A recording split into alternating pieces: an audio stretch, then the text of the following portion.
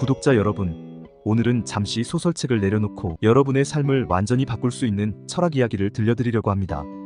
철학하면 쓸데없이 어렵고 머리 아프고 실생활에는 일도 도움이 안 되는데 왜 굳이 철학이냐고요?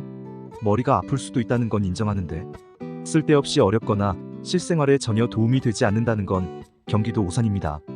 오늘 제가 소개하는 철학과 그 철학을 실천한 인물의 이야기를 듣고 나면 생각이 바뀔 겁니다. 잘만 적용한다면 여러분의 일상을 송두리째 바꿔버릴 수 있으니까요. 오늘 준비한 건 바로 니체의 철학입니다. 니체를 이야기한다고 해서 미리 걱정할 필요 없습니다. 전혀 어렵지 않거든요. 니체의 철학을 몸소 실천해서 불우했던 어린 시절을 극복하고 세계의 문화를 바꾸며 성공적인 인생을 살다 간 스티브 잡스를 함께 이야기할 겁니다. 오늘 제 이야기를 듣고 나면 철학에 대한 다른 시각과 함께 지금까지의 인생과 앞으로의 인생을 다시 살펴보는 통찰력까지 얻을 수 있을 겁니다. 자, 준비됐죠? 이제 출발합니다. 살면서 한 번쯤 이런 생각 해보신 적 있나요? 아, 인생 너무 힘들다. 이럴 때 로또라도 맞으면 좋을 텐데. 보통 사람들은 이런 생각합니다. 안 하면 이상한 거예요. 저도 가끔 그럴 때 있습니다. 니체가 살던 시대라고 해서 다르지 않았을 겁니다. 그 시대에는 기독교가 유일한 마음의 위안이 되었죠. 지금은 힘들어도 죽어서 천국에 가면 이 힘든 인생을 다 보상받을 거야. 이런 생각으로 힘겹게 살아갔던 거죠. 그런데 니체가 너무나 충격적이고도 귀를 의심케 하는 폭탄을 터뜨리고 맙니다. 신은 죽었다. 니체 철학은 몰라도 이 문장은 모르는 사람이 없을 겁니다. 개신교와 카톨릭 모두 난리가 났죠. 자신들의 권력 토대를 단번에 부정하는 주장이었으니까요. 아마 지금도 기독교 신자라면 미쳤다고 반응할 겁니다. 자, 그런데 지금은 그게 중요한 게 아닙니다. 사람마다 믿고 싶은 대로 할 수 있는 시대이니 그건 자유의지에 맡기자고요. 좋다 나쁘다 판단하기에 앞서 일단 니체가 왜 이런 말을 했는지 생각해 봅시다. 배운 사람이 주변 모든 사람들을 적으로 돌리면서까지 한 이야기라면 분명한 이유가 있을 테니까요. 이 이야기를 긍정적으로 받아들이자면 이제는 더 이상 운명이나 신에게 내 삶을 기대지 말고 스스로 인생의 주인공이 되어야 한다는 뜻입니다. 해석해보니 너무나 당연한 이야기네요. 그런데 이 당연한 걸 니체가 다시 이야기한 이유는 머리로는 알면서도 실제로는 운명 탓, 신 탓, 남 탓하면서 자기 인생을 컨트롤하지 못하는 사람들이 부지기수이기 때문입니다. 스티브 잡스의 삶을 떠올려보죠. 그의 어린 시절은 불운한 편이었습니다. 대학원생이었던 엄마는 잡스를 낳고 위탁부모에게 맡겨버렸고 아버지는 누구인지도 몰랐죠.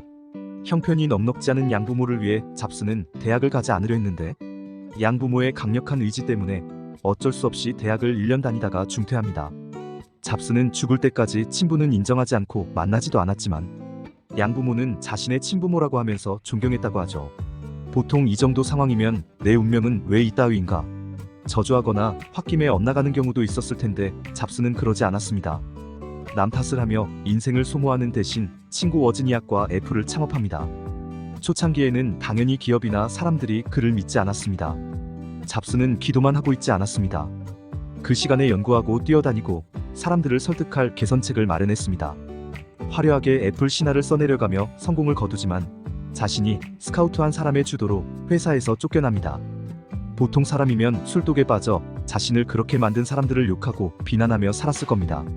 하지만 잡스는 좌절하지 않고 픽사를 창업해서 성공한 후 망해가는 애플의 요청으로 복귀해서 화려하게 애플을 부활시킵니다.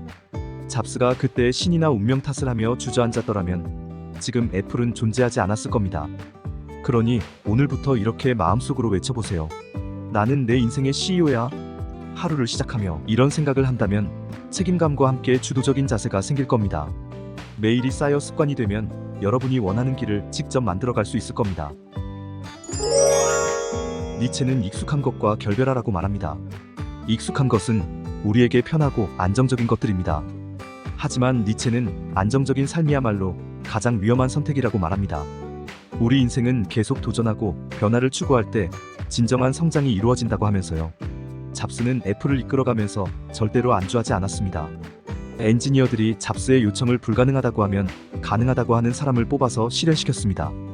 아이폰이 처음 출시되었을 때를 생각해보세요. 많은 사람들이 아이폰을 보고 아니 키보드가 없는 휴대폰이 말이 돼? 라는 반응을 보였습니다. 당시 휴대폰 시장을 꽉 잡고 있던 노키아도 마찬가지였습니다. 하지만 잡스는 개의치 않았습니다. 익숙한 휴대폰 디자인을 과감히 버리고 무에서 유를 창조하며 아이폰을 만들었죠. 그 결과가 어땠습니까? 매출의 절반을 휴대폰 시장에서 벌어들이던 노키아가 휴대폰 사업을 접었습니다.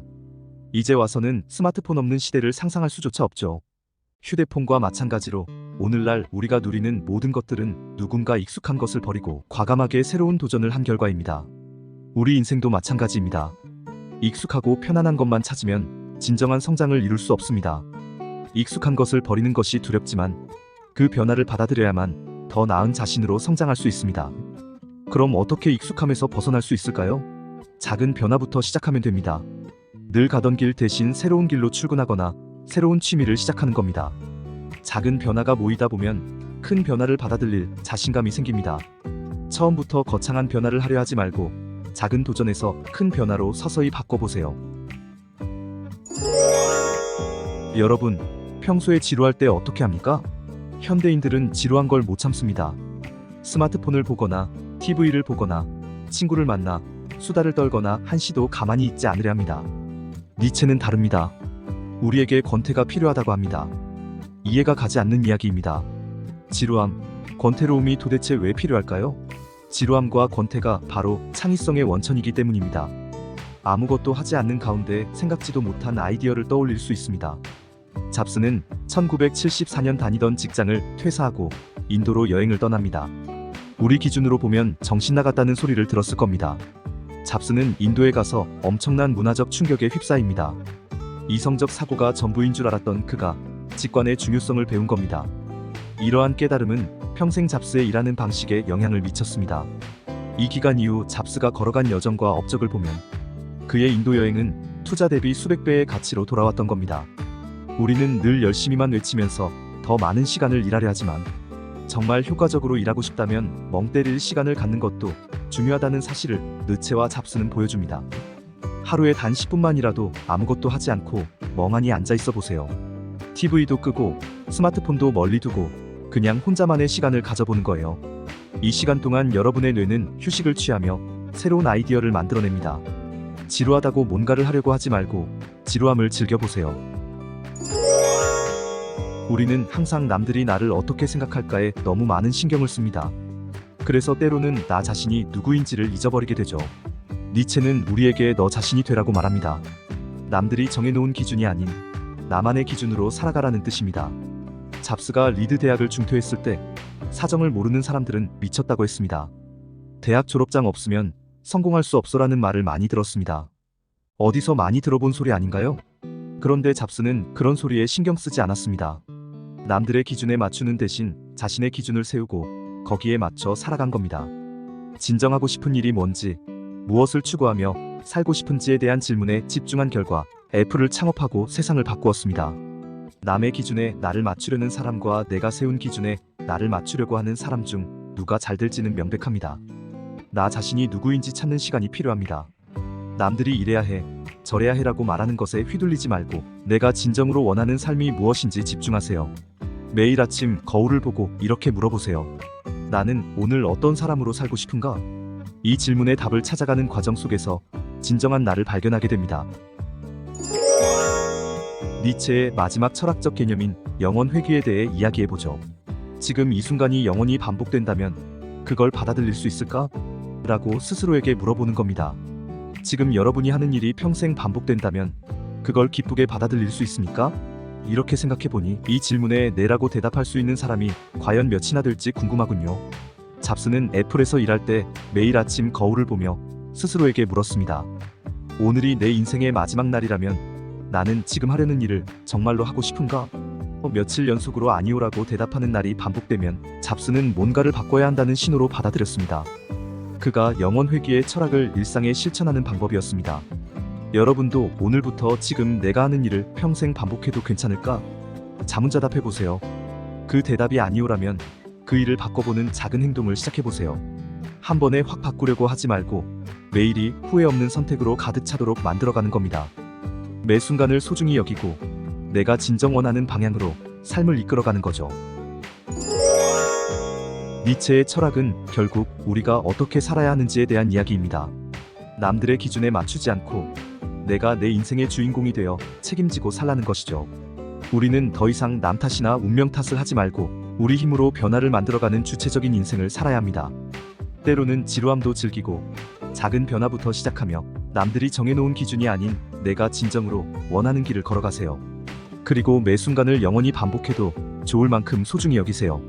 여러분 모두 멋진 삶을 살 자격이 있습니다. 오늘 영상이 유익했다고 생각되면 좋아요와 구독 잊지 마세요. 오늘은 여기까지입니다. 감사합니다.